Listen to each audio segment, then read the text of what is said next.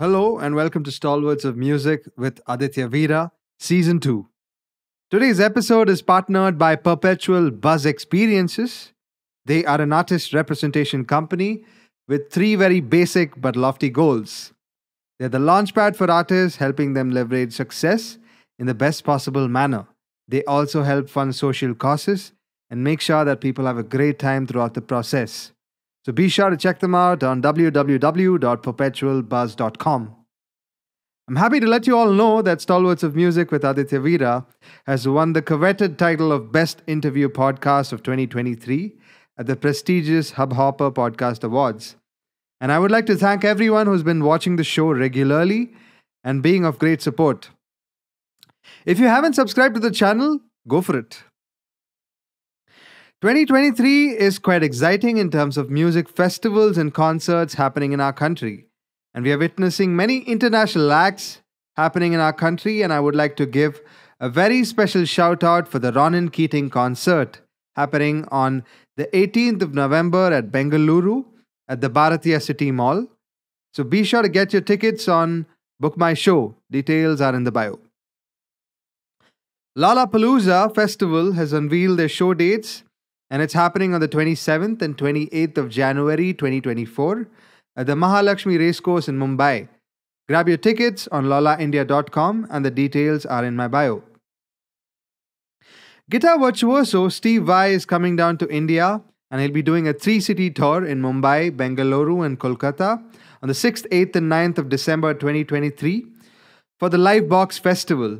Tickets are available on skillboxes.com. Details are in my bio. And I have a very special surprise for you all.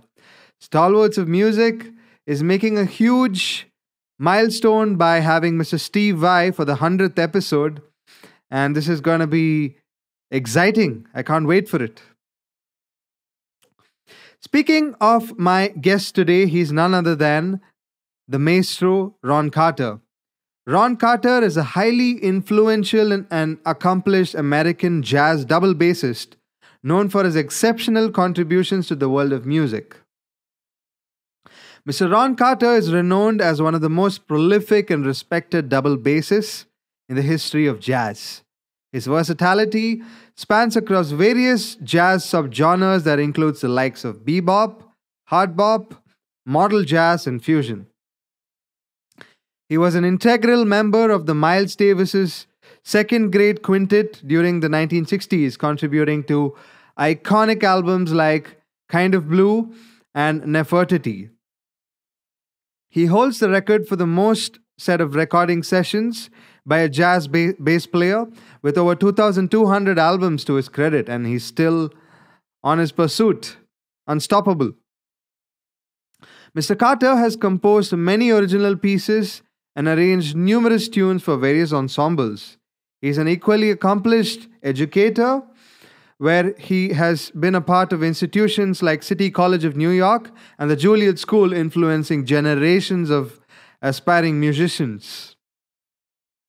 He's had several accolades and awards to his honor. He's won multiple Grammy Awards and nominated multiple times. He is an NEA Jazz Master Fellowship member and also been recognized by the Downbeat Jazz Hall of Fame. He developed innovative techniques for the double bass, expanding the instrument's possibilities. Worked with several jazz luminaires like Herbie Hancock, Wayne Shorter, Chick Corea, and countless others. He's contributed to soundtracks of movies and TV shows, further extending his impact beyond the jazz world. He's authored books on bass technique and his experiences in the music industry. He's a true icon of the genre, and I cannot wait to have him on the show. So without any further ado, I'm delighted to welcome my guest for today, Maestro Ron Carter. Namaste, Mr. Ron Carter. You're a maestro and a highly distinguished guest on Stalwarts of Music with Aditya Veera today. I couldn't be happier in terms of having you as part of our show today. It's nice to be here and hope I can help you get some questions answered for you. Well, I can't wait to get started then. All right. All right, I'm ready now. Yeah. So, Mr. Carter, the connection between musicians often fosters a lot of growth, right? How did your friendship with Don Smith, coupled with your joint pursuit of mastering new instruments, contribute to your musical journey beyond the classroom?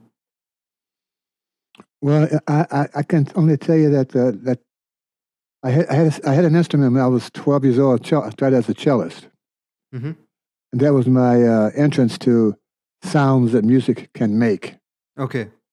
And the more I spent time playing cello, I played cello for 7 years as a growing youngster, and I got really fond of music. And I was determined to find a way to make my voice come out through here. Mm. And by experimenting with instruments and strings and the like, I decided that this would be a good way to express myself and not have to say the words, so to speak. And I looked around and found other people had found the same kind of need. They came up, they ultimately were very famous people. Well, I wasn't trying to get famous. I just wanted to hear my voice musically rather than physically. And here I am still trying to work that out. Well, Maestro, you just make things sound really simple to someone like me. I wish. I think the simplicity defines your greatness as an artist. Thank you. Yep. So, as a bassist with a distinct style, what elements of your approach do you believe Mr. Bill Evans found particularly intriguing and embraced in your collaborations at that point in time?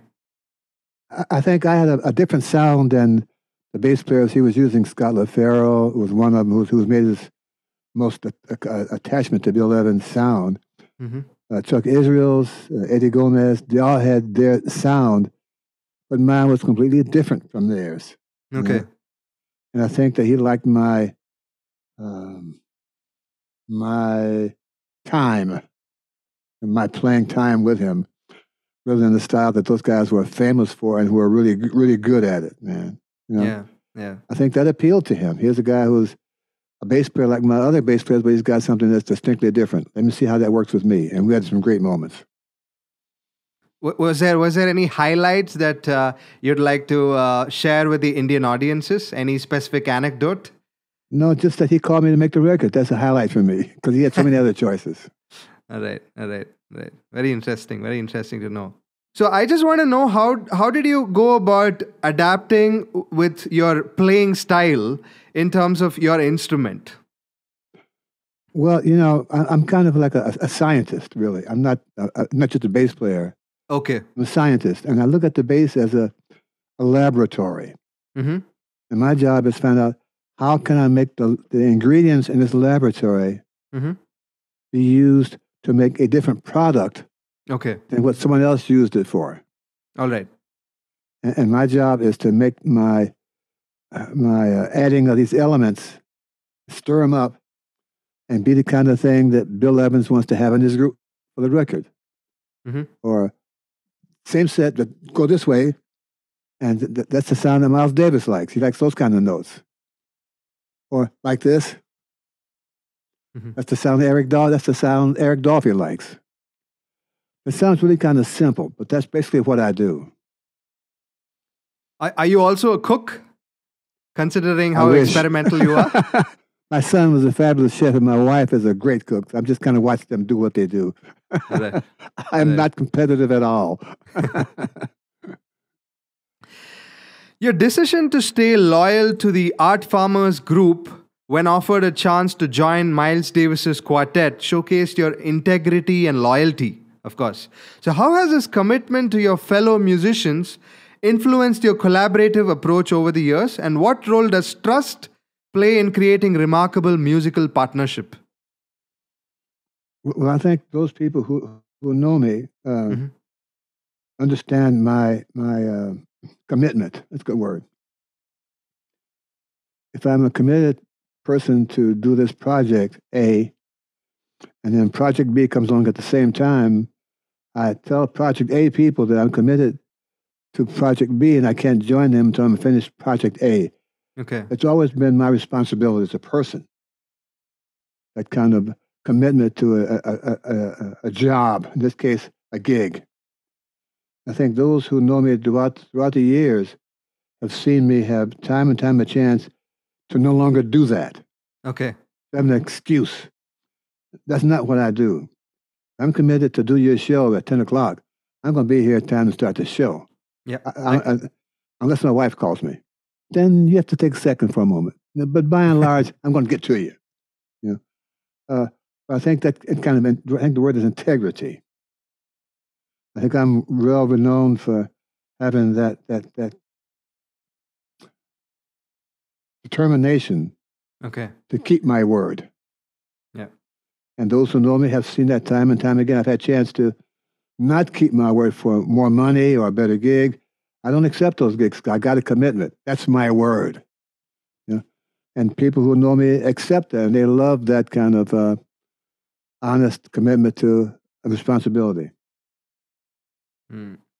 I think that's the beauty of it, right? Like musicians of your level of drive and commitment are what they are because of how loyal they are in terms of sticking to their words, and I feel that's very essential for even a lot of new musicians, to sort of foster and understand how important these things are in life beyond the finer things. Yeah. For sure. Yeah, I agree. Yeah. About life. Yeah. The constant pursuit of improvement has been a hallmark in your career, right? So how do you overcome moments of self-doubt or creative stagnation, shall I say? And how do you cultivate the resilience needed to continually elevate your artistry?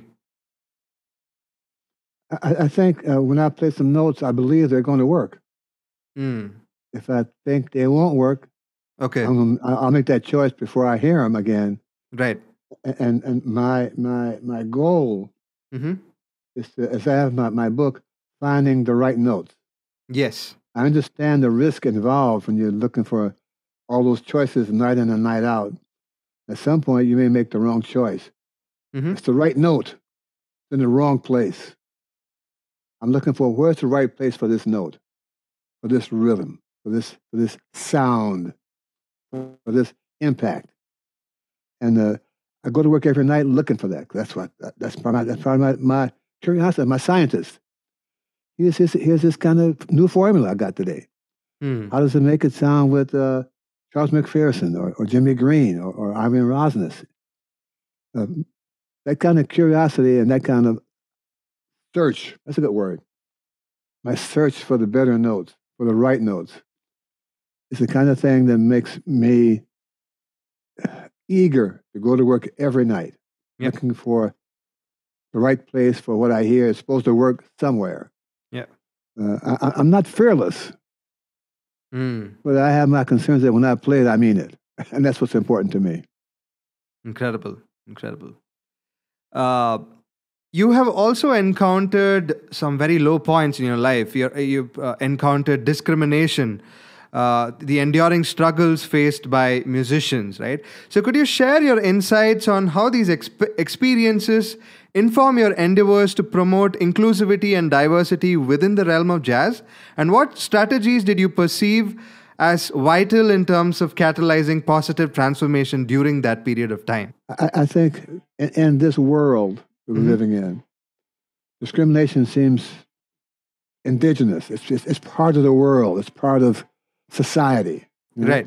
Right. And we will always, unfortunately, have these events in our life where segregation is part of the process. Okay. I'll give you an example. I was in the store waiting to be served, whatever it was. Right. And the person behind the counter, I just started on someone else's project, so I waited my turn in line. You know, he's helping this other person. And while I'm waiting for him to finish this job with this other person, two other people walk in.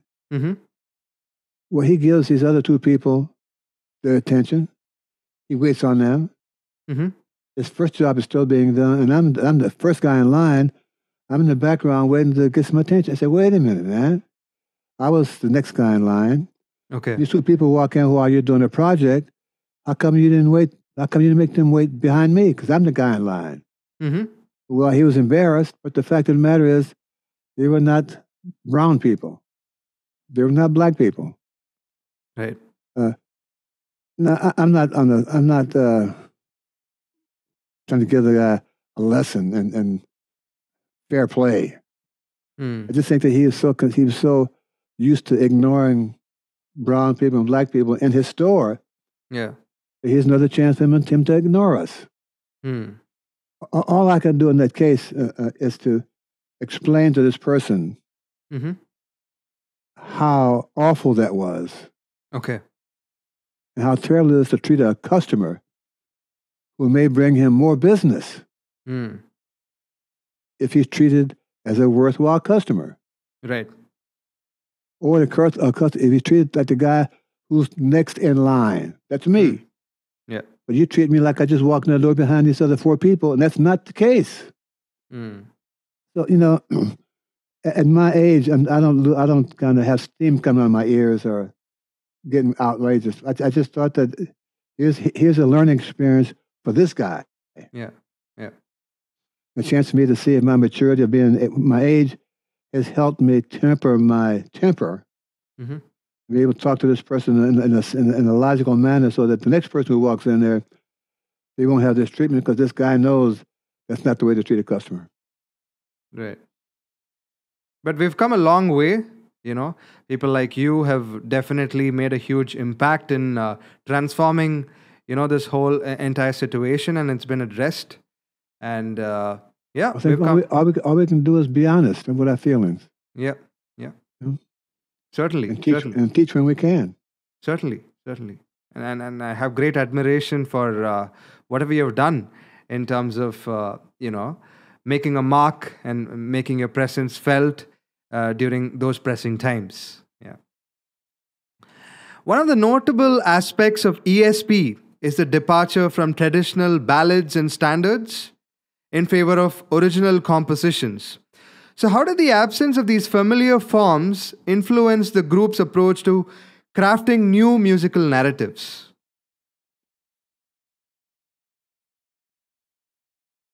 I think if you're in an environment of like-minded people Mm-hmm. who are equally curious about how music can work Yeah. differently than the boundaries which they've been held accountable for, Yeah. and they're taking the risk of having someone question their choices. Mm. With this bind with this group feeling that's in this air right now, Mm-hmm. in that situation, Okay. there's enough camaraderie and there's enough group thinking that's positive that allows this group, this ESP group that includes me, Mm-hmm. to continue to find our ways through this music that's not the norm and feel comfortable making this move with this non-normal music. Mm. Because we're in a group of people who encourage this kind of concept. We never know the results of that. Yeah. And we don't know how successful it'll be past this moment in time. Mm. We just feel that it's valid, valuable, and necessary Mm. for this group of five to do this kind of event right now. Yeah. It turned out it was a very good choice, Okay. and we were very happy with our bravery to do that. We've been brave, yeah. A very, very interesting facet. You did mention earlier during our conversation that you love being a scientist, Yes. and also it was contradictory when you said you're not fearless, right? So I'm just amused at the whole idea behind the whole ESP aspect, wherein you were just taking a huge risk, right? Like you were just going for it. Yeah, but scientists do that all the time. They're Mm. always trying to find out the best light bulb. Right. So Or- there was or no the best- fear at all. There was no fear at all in terms No. of What's to be afraid of? We're Mm. competent musicians. right, We have Right. great skill levels. right. we can always work gigs that aren't like the specific ESP. Mm-hmm. And the only thing we have to fear is, can we do it again tomorrow night? Yeah. That is uncertain. Yeah. That's what's uncertain. Yeah. Yeah. Your involvement in the financial aspects of the music industry, as seen during your time with the Miles Davis Quintet, had an impact on your position in the band. So, how do you think this blend of musical and non musical roles influenced your career? I've always thought that people, how to say this, people don't always get paid what they're worth. Okay. And I just thought that along the way that we musicians are providing income for the club owner, for the concert promoter. Mm-hmm. At what point does the musician decide what his monetary value is Yeah. that makes him valuable to himself as well? Mm-hmm. This is in English is labor and management. You know that phrase? Yeah. The workers and the bosses. Right. And the workers always feel they don't get enough money and not enough respect, Mm-hmm. not enough benefits. Like they got strikes all over the place right now. Mm. I'm not looking to go on strike. I just want the club owner Mm. or the promoters of the concerts to know that I have assessed my value. Okay. And if you want me to play in your club or your facility or make a record, you have to meet my demands on what I think I'm worth. Mm. You don't always win, but you win more often than not. What happens is that people see this take place. The word gets around that this guy, this musician, asked the club owner for more money, and the club owner said, "Well, you're not going to get it." So the guy said, "Okay, I want to work in your club." Mm. They recognize that. They understand the ramifications of it. They think that this guy is either a madman or he's trying to earn a better living than this guy's offering. Okay. He understands that the guy might not give it to him. Mm-hmm. He's risking his career on this one gig. He's determined to let this person know that the musician has his own values of what he's Okay. worth. Mm. And you as promoter cannot dictate to him what he's worth. That gets around, and I've been called arrogant or hard-headed or stubborn or unreasonable. That's only valuable if you try to make all the money and don't want to pay me. Yes, I'm hard to get along with because I have a value on my system. Certainly. I'm asking you to acknowledge my value and start to give me my worth. Mm. You want to do that? And I'm the wrong guy for you. Right. Of course, there has to be artists' rights that need to be addressed, Absolutely. right? And they need to be paid very fairly in terms of their pursuits, and And I'm not the first guy to do this. yeah, You know, yeah, the guys who did it even before me, I don't know who they are, but that's the law of averages. Someone had to have thought about this before and worked it out. right, Yeah. right, right. I'm just the next guy in line who has done this. Yeah, yeah. But you were one among them to spearhead this entire notable aspect. So that's the reason for me to question you on that. Okay. Well, I can't determine that. I can't determine who Yeah, carries yeah. that flag. Hmm. I can't determine that I'm going to be the next guy Yeah, to ask for an honest wage. yeah, But if that's what I'm thought of being, so be it. yeah. I'll do it again. Fair enough.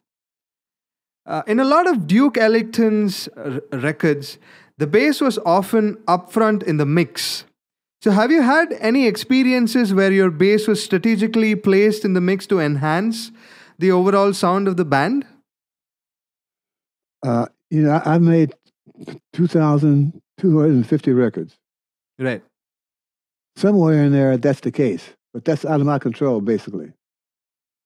When I make the record, I'm going home. I'm not there for the mixing process. Mm-hmm. I'm not there for the editing process.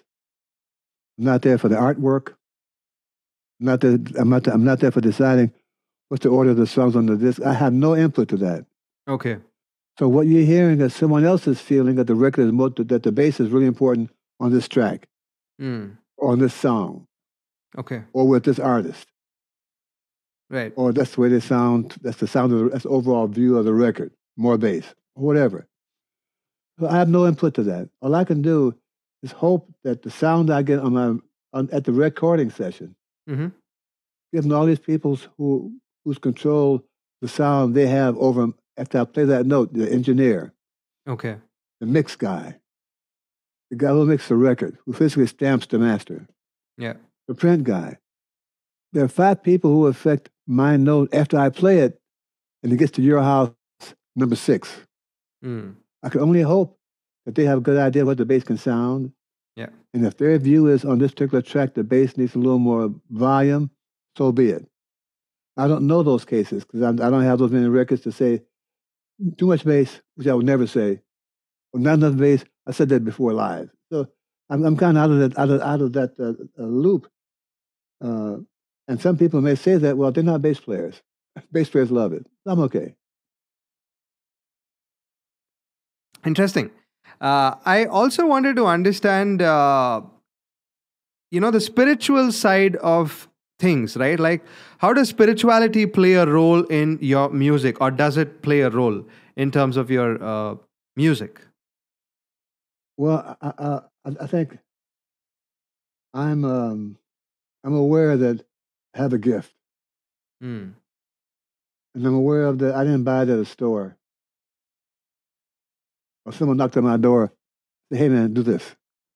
There's a power who makes those decisions, and I'm grateful enough and shy enough to understand that my gift is from a greater being, and I treat it as such. I don't carry a flag saying I'm this or my religion is that. That's not my way. But I do acknowledge that there's a greater being that helps me do what I do. Absolutely. Would you call yourself a cerebral musician or a musician with emotion? Both. Mix of both. I'm an emotional scientist. I can see that. I definitely feel that in your music. But I've always been curious, and I've asked different maestros who've been on the show this very question. Uh, does it require to be a good human being to make good music? I don't know that many people to take a survey, but I can't imagine my friends not being nice people, man. Mm. Who also make great music. I'm sure that the odds say that yes, somebody is going to be a terrible person who plays great saxophone. Okay. But I haven't had any contact with those people, not to know that that's what they're like. You know? Right. What about discipline? How important is the role of discipline? Uh, in terms of being a musician. For me, it's critical. Are Mm. you going to be on time for all the gigs? Are you going to wear the right suit? You going Mm. to practice to learn the music at home? Are you a guy who's accountable for actions? Mm-hmm. Who wants to rehearse all the time, or who doesn't want to rehearse? Mm-hmm. Who's too busy? Who's overbooked and he's not available for half the Mm. gigs with the band because he's got other gigs over here. That kind of irresponsibility. That's a good word. Discipline is what we have, man. That makes the wheel go around. Absolutely, it's critical. Okay. Okay. And you've also had an immense teaching experience. You've mentored countless number of students. Is there a specific teaching philosophy or approach you've developed over the years that you find effective? Well, I try to have them. I think one of the things bass players have had over the years is not hearing themselves really play. Mm. They play the bass, but they aren't really hearing what they're doing. They're involved in the group sound or they're involved in other things, life. And I'm okay. I think if they could hear what they really played, they would make the adjustments that a good teacher makes for them with Mm. them. I'm that guy. Okay. Interesting. Your career has embraced diverse roles that of a performer, educator, author, and more. Looking ahead, what are the uncharted territories that you'd like to tap into?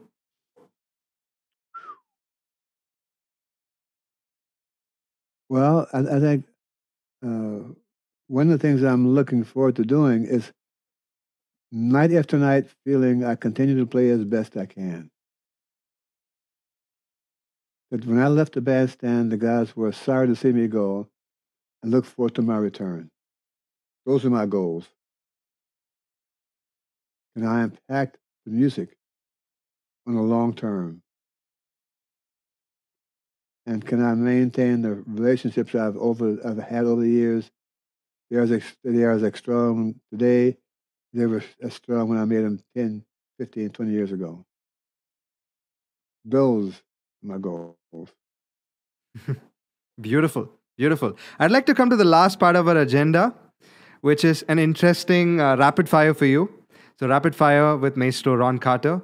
So, my first question for you, Mr. Carter: what is that one song that always makes you cry? You are my sunshine. Lovely, great choice. On the contrary, do you have a guilty pleasure song? No, they're all difficult. Okay, right. What is your favorite cuisine? Italian and Japanese in that order. All right. And if we had to witness you at a Ron Carter concert, what are the top 5 things that we should be aware of in terms of prepping ourselves for a concert and appreciating it in our best way? What I'm wearing, Mm-hmm. my attire, Mm-hmm. my order of songs, Okay. the selection of people who are playing with me, Okay. the length of the concert, Mm-hmm. and the choice of melodies that you can take home with you after we play the concert. Incredible. Right on.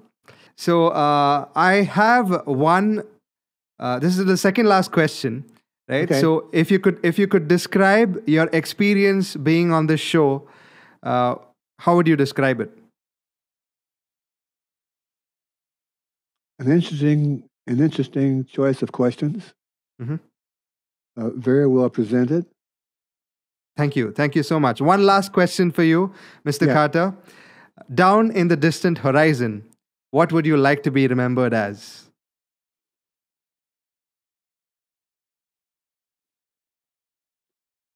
A pretty good bass player and a very, very good friend.